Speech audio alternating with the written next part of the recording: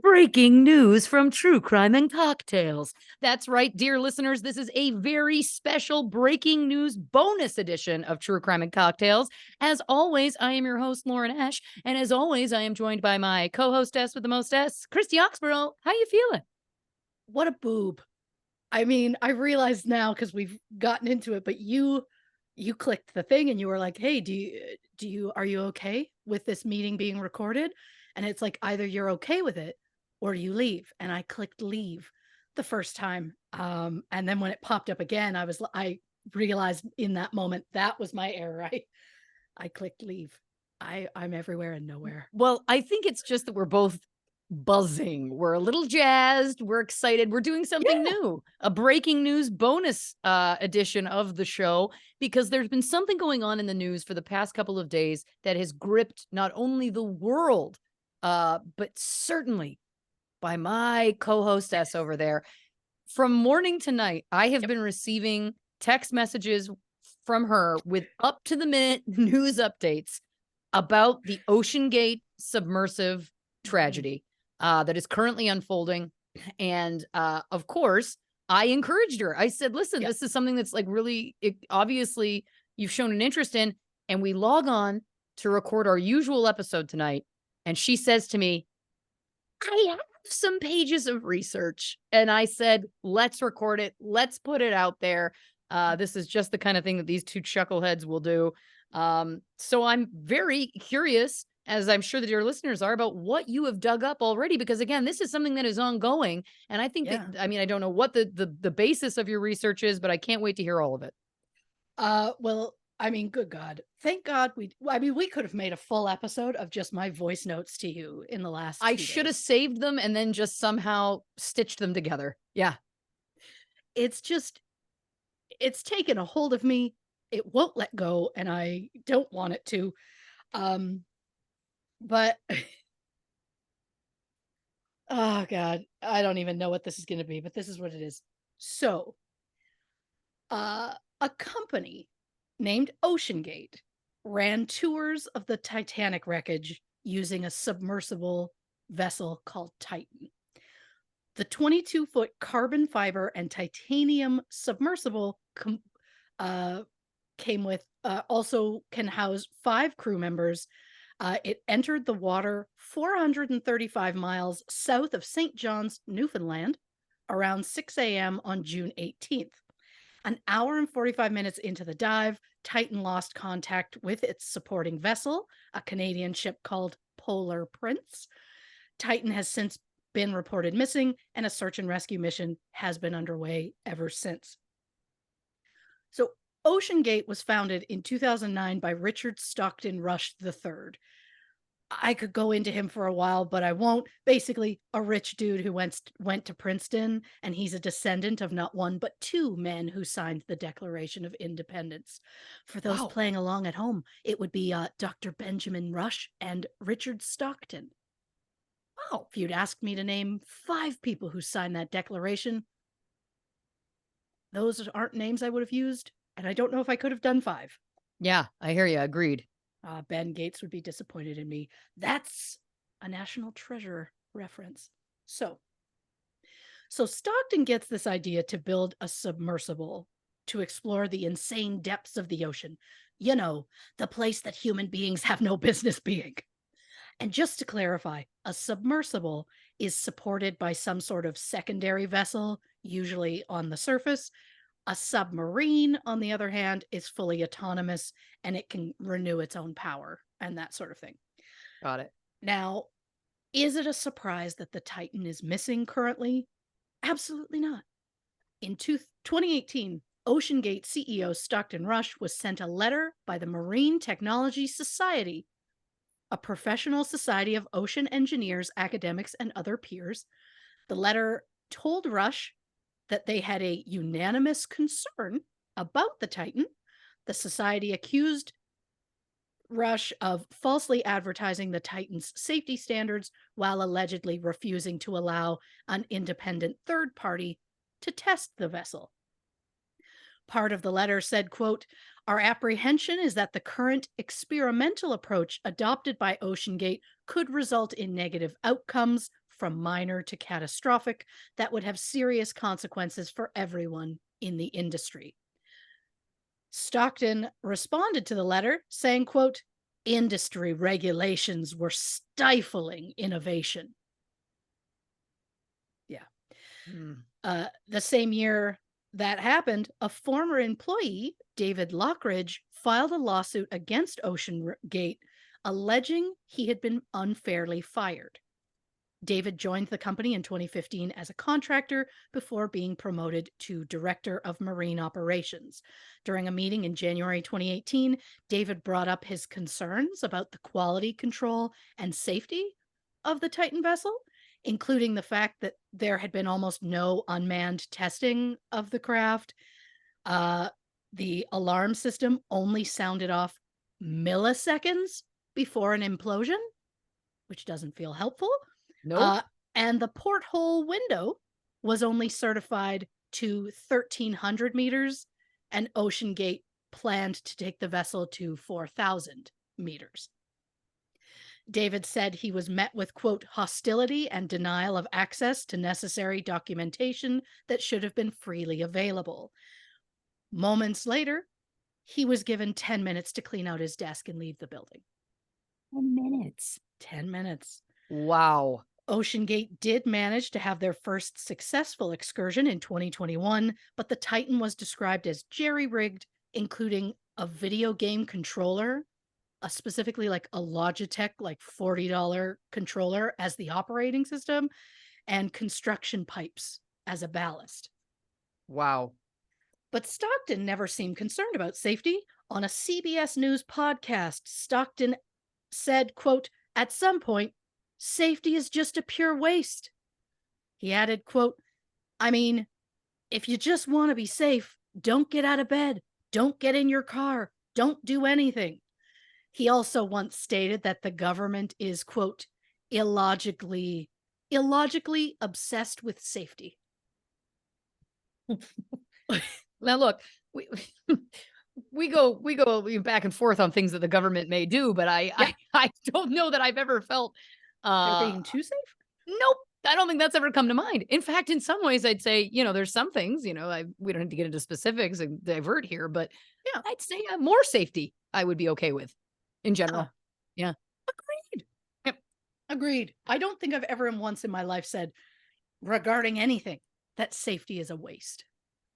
Nope. And I don't think I've ever said something was too safe. I don't think I've ever experienced that personally. Yeah. And for anyone who has, sounds good. Sounds nice. I love to see that for you. For you. For we're you. Too, Yeah. We're too neurotic to Well, consider it. But according to the OceanGate website, the Titan is designed to take 5 people to the depths of 4,000 meters, which is 13,123 feet. A quote from the website: "Paired with a patented integrated launch and recovery platform, Titan is easy to operate in varying sea states using a local appropriately sized ship for the project." The ship in this case was the Polar Prince, which was borrowed from their friends up here in Canada. right. Another quote from their website: "The most significant innovation is the real-time hull monitoring system. Titan is the only manned submersible to employ an integrated real-time health monitoring system utilizing co-located acoustic sensors and strain gauges throughout the pressure boundary. The system makes it possible to analyze the effects of changing pressure on the vessel as the submersible dives deeper and accurately assess the integrity of the structure. This onboard health analysis monitoring system provides early warning detection for the pilot with enough time to arrest the descent and safely return to the surface." So I don't know if it's a case of that just didn't go into effect or if the problem became well after that could be handled. I don't know. Well, you also said that David Lockridge had said that that monitoring went off 10 seconds before an implosion at one point, Yep. right? So, Yep. yeah. Yeah, well, like milliseconds. Oh, so sorry. Of course. Yeah. And I don't know if milliseconds is a lot of time. I would call it, again, not a lot of time, Not a lot not of too time. much safety, you know. Correct. So who the hell would get in this submersible? That's the question I think on everybody's minds. Thing is, I also have to add it to once you get in this thing, they shut the door and then they bolt it from the outside. OceanGate says that their expeditions to the Titanic wreck site include archaeologists and marine biologists. The company also brings people who pay $250,000 to come along. They're called mission specialists. They take turns operating sonar equipment and performing other tasks in the 5-person rather submersible. The 5 people on board at this point include 61-year-old Stockton Rush, who was piloting the vessel when it lost contact, 48-year-old billionaire Shahzada Dawood, and his 19-year-old son Suleiman. There was also French explorer and Titanic expert 77-year-old Paul Henri, oh boy, I'm going to butcher this, Nargelet? I'm so Sounds good. sorry. I'm so sorry for probably saying that incorrectly. Paul Henri has completed 37 dives to the Titanic and has supervised the recovery of 5,000 artifacts, including a 20-ton section of the ship's hull. The 5th person on the vessel was 58-year-old billionaire Hamish Harding, who has not one but 2 Guinness World Records. One record was for the fastest circumnavigation of the Earth across north-south poles.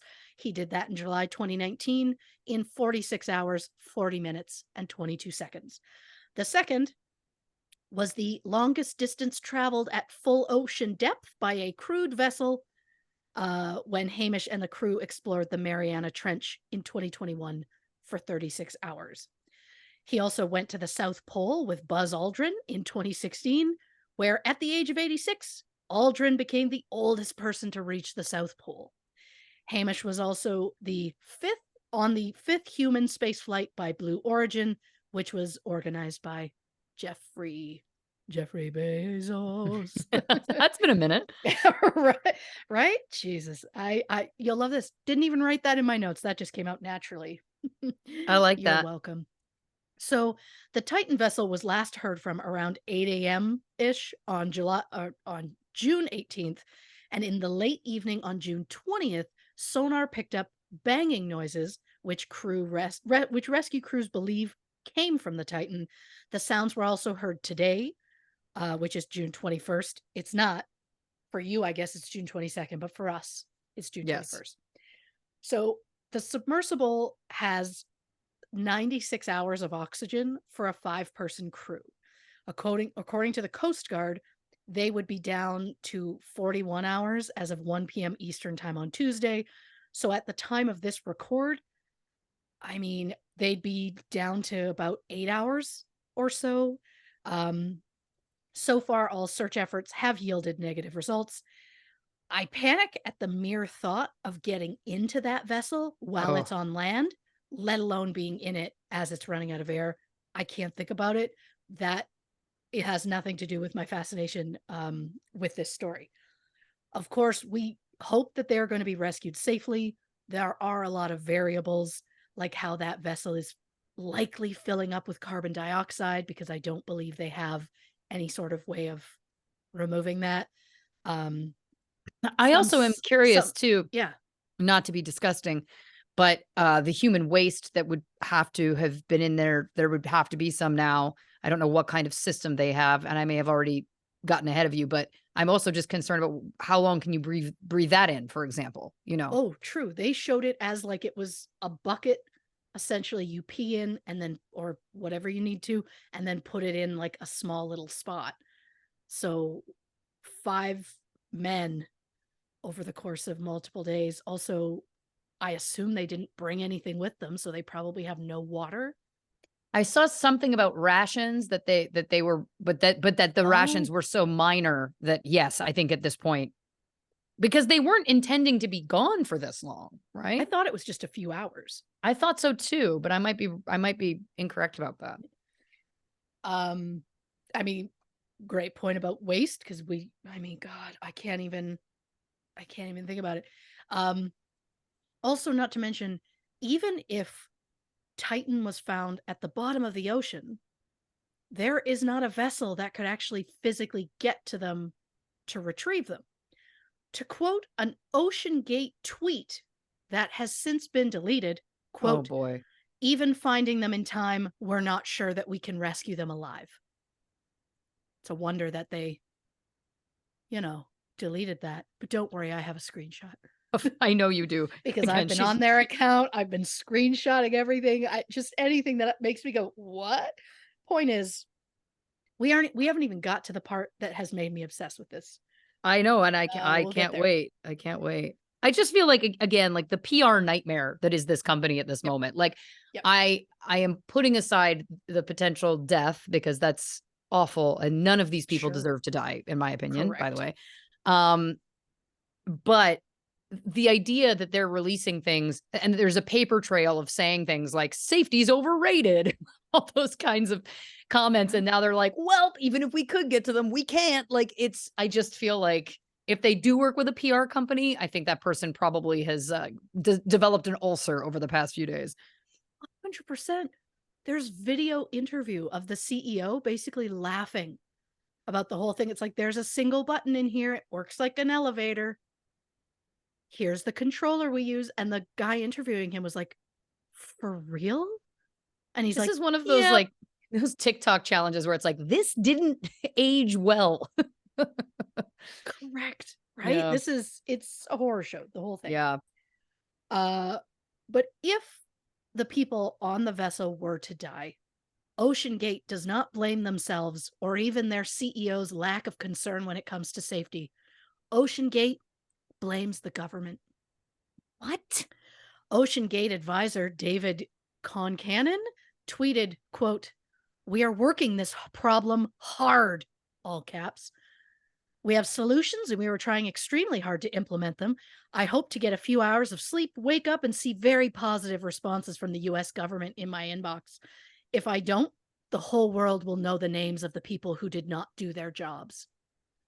How about the people who ignored safety? Those are probably more the people who, didn't do their I'm also jobs. going to go out on a limb here and say, if I were in your job, sir, I don't think I'd be able to get a few hours sleep. I think I would probably be working around the clock trying to rescue the innocent people who are now potentially not going to make it back. I mean, I have trouble sleeping at the best of times. I can't imagine what it must be like to live a life where you could have a mass casualty on your hands and you're like, I hope that when I wake up from my slumbers, I've got some answers. Like, wow. Jesus. The absolute attitude of, oh my God, these people might not make it back. Oh, well, if I pop. Well, we'll see what happens when I wake up. Like, what? It's wild. Again, people need sleep, understood, but also to course. blame. He's people. just sounding very glib. So we are responding Yes. with additional glibness because it feels 100%. warranted. OceanGate Expeditions tweeted, quote, "We criticize the US government bureaucracy for delaying the rescue operation. They say the rescue team can't start their mission without authorization from the Coast Guard." That tweet has since been deleted. But I've got a screenshot. But the point is, here's the thing. The government needs authorization from the Coast Guard because that's a rule.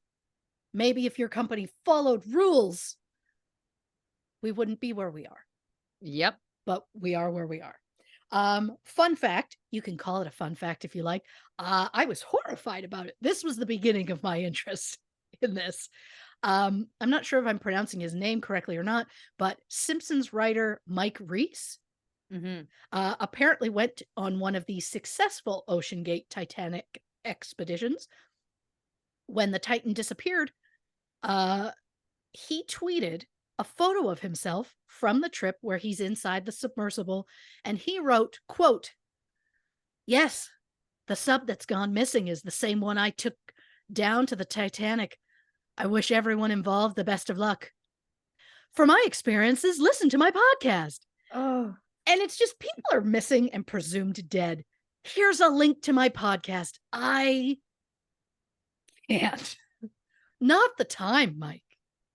not the time, especially when it's, we're covering the news in this. Like people are Yes. reporting this because it is news and it's newsworthy, in my opinion. But there's a difference between that and just trying to promote something of yours that already exists that happens to connect to it. Feels Yeah. like maybe wait a few days.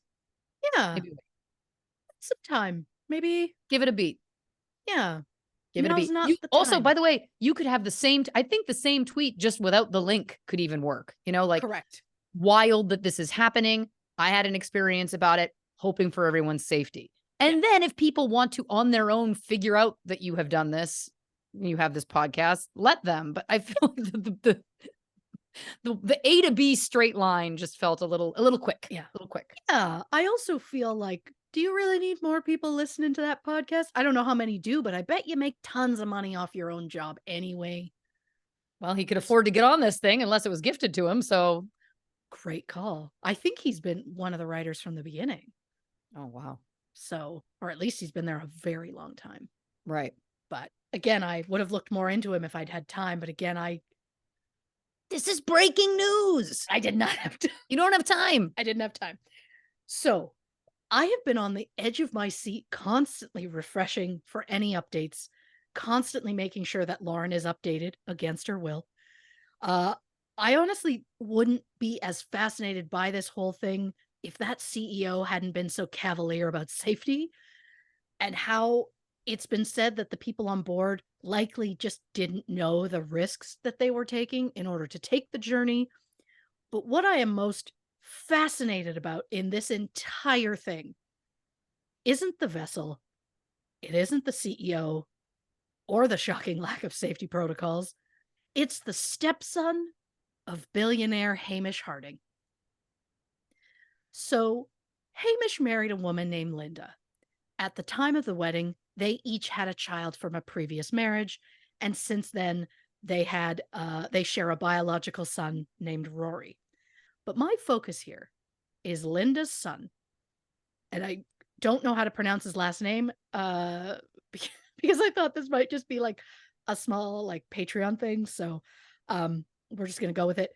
37-year-old Brian Saz. Apparently, he's an audio engineer in San Diego. Now, Brian, had he used this time to stay off social media, we wouldn't have bothered looking into him. We'd be like, Yep. oh no, that's sad. This guy has children. That's, but we wouldn't have gone further than that. No, But Brian put himself out there. he did.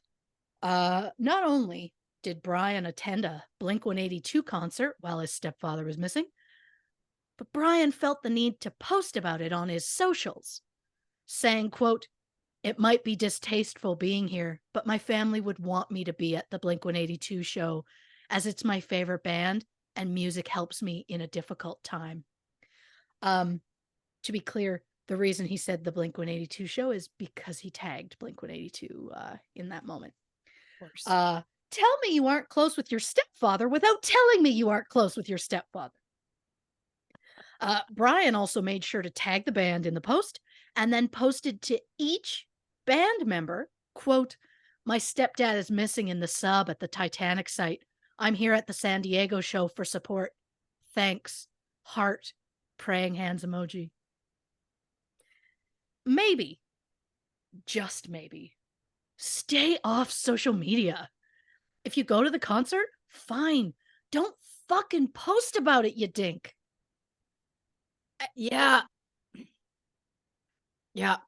The beautiful thing is I'm vindicated because you know who agrees with me? Cardi B. Cardi B ripped him apart in her Instagram story to say he should have been home waiting next to the phone to hear for any updates.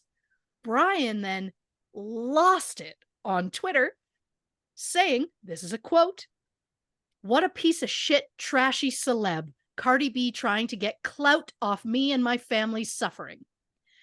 Brian, babe, Prior to this, I had heard about Cardi B. I had not heard about you. So she's not using you for any clout. Also, you tagged members of Blink 182 telling them your stepdad was missing. You are using your own family's tragedy for clout. Brian added, quote, I went to a Blink 182 concert for coping rather than sitting at home and watching the news. Shame on you, Cardi B. Get some class. So sorry. He said, shame on you, Cardi. Didn't even put the B. So first of all, Brian, you can't just call her Cardi. It's too familiar for you. Second, she has more class than you ever will, sir. Yeah. And I mean, again, everyone grieves differently. Everybody copes differently. If he was to choose to continue to go to that concert, that is his business, his choice, all of the above. But when you're putting it out there and you're inviting the attention of the world, because that's what this case, tragedy currently has, you're going to have people responding. Yeah. Yeah. Yeah. And look, I get it. Mark, Tom, Travis, back together. It's the Amazing. best. No one wants to miss it. I'm going to see them. I mean, it's going to be See? great. There you go. Yes. Go. But don't post about it, man. But it wasn't just a post about it. It was the tag the members and be like, I need support right now, you guys. It was going way too far above and beyond. And then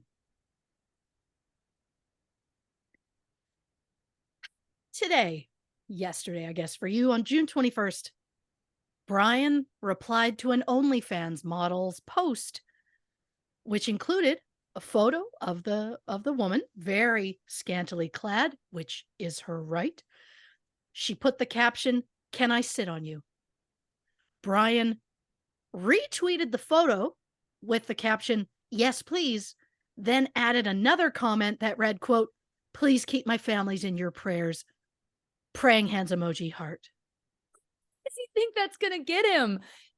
Just, I don't know, attention from the OnlyFans model? Like, because spoiler alert, she isn't going to actually sit on anybody. She is Correct. offering a online service. Correct. Oh, boy. It's just, sir, grow the fuck up. 37 years old. I expect this from maybe 17. Maybe. I'll give him till 37? 25. Again, that's when your brain stops growing. As you know, I'm hot on this whole concept. Of course. Just saying. But since we're talking about Brian, we should also mention his arrest in 2007 on 2 counts of armed robbery after he and 2 associates allegedly robbed a 7-Eleven and an AM/PM in the span of 35 minutes. Leave my fucking 7-Eleven alone. 7-Eleven, send coupons. Anyhow, they got away with 14 cartons of cigarettes and several $100s, but were caught when their getaway vehicle was hit by a train. Oh my God. No one was hurt, but they did get arrested. Wow, that's wild. Never saw that coming. Right? Yep. And just when you think that might be the worst thing this douche has ever done, and I might feel bad saying he's a douche publicly, but no, I won't. Brian was detained by police in June 2021 for stalking and released on a $100,000 bond. Brian became obsessed with EDM DJ Alison Wonderland, which, beautiful name. I love that. Couldn't be happier. Clever. So funny. He became so obsessed to the point he got her tattooed on his body. Like it's a her, but like her head is down and her hair is, so it's definitely her. But like her, like not her full face, but like he got her on his body. I just can't get past that. And then somehow she wasn't flattered by that, which is so weird. And so she blocked him, as is her right. Of course. And so Brian then threatened to kill her, saying that she will pay when I show up to her LA apartment. Brian also threatened to cause a massacre at an EDM festival called Trilogy in Vegas. He tweeted, series of tweets that have since been deleted, quote, "When the massacre happens, I'm taking note of who's viewing this tweet and who is in jeopardy. Those who disrespect me, the real joke is on your ass at Trilogy. The funny thing is, bitches actually think they'll be safe after calling my ass out." Laugh emoji, peace sign emoji. He then told Allison that she'd be fine if she unblocked him and heard him out. He also posted a photo of Allison claiming she was his date to the festival. The festival promoters did revoke his ticket. Oh my God. He also has been known for posting pictures and tagging and using the actual names of various women online and claiming that he's dating them when he's absolutely not. But Bowser. Brian immediately choosing violence when he gets rejected is gross and terrifying, and the reason many women just don't feel safe in general. Women have been raised to be nice so that men don't get angry, but we can't be too nice or men will think we're flirting with them, and then they'll get angry when they learn we actually weren't flirting with them. It's a mess. I thought we'd be better by now. By the time we got to be adults, apparently that was wishful thinking. The world is on fire. Fuck it, I'm Christy. Again, wasn't planning to do that. So we get what we get. Well, listen, just what a wild story from top to bottom, every detail. Obviously, at the time that this is going to be released, we don't know what the status is of the vessel. We don't know what the status is of the people. We're of course hoping for only a positive outcome. I've seen a lot of things about people saying, these people are multimillionaires, they deserve to die. And I just think that that's a real ugly color. I think that we can judge choices that people want to make if you so choose, but I don't think wishing death upon these people is necessarily what we need to be putting out there just into the universe. Would I have spent my money doing this? Absolutely not. Absolutely not. But there's also a 19-year-old kid on there who is there with a parent. So let's just also remember that I don't think that teenager, I don't think we need to put that energy towards that teenager especially. So Agreed. Hoping for the best. Again, we will keep you posted as best we can in terms of how these breaking news things come up. But we wanted to share this with you, or basically I pushed us to share this with you because, I'm always impressed by Christy's work and her passion on this specific topic. So thank you, Christy, for putting this together on so short notice. We're so grateful to you. And as always, you never cease to impress and amaze. I couldn't be happier. I also couldn't be more stressed to try and do something in a small amount of time, even though I didn't know we were doing this. Okay. I just planned it as extra. But hey, it's not like we made a full documentary. The BBC is putting out a full documentary about this topic by Friday, I believe. And I was like, well, in that case, we got to get ahead of the curve. I mean, there's a lot of information, but also like you could wait some time to make a full documentary about it. Well, I have a feeling they're probably going to make more than one. That's probably going to be That is very true. part one of many. But thank you, dear listeners, for joining us for this very special bonus episode of True Crime and Cocktails. If you haven't already, give us a follow on the socials on Instagram, Facebook, and YouTube at True Crime and Cocktails, on Twitter at Not Detectives. We have bonus content over on patreon.com/True Crime and Cocktails. And the only place for official True Crime and Cocktails merch is truecrewmerch.com. So check that out if you are interested as well. Christy, do you want to say goodnight to the people? Good night, Vince Vaughn. Random. Good night, Blink-182.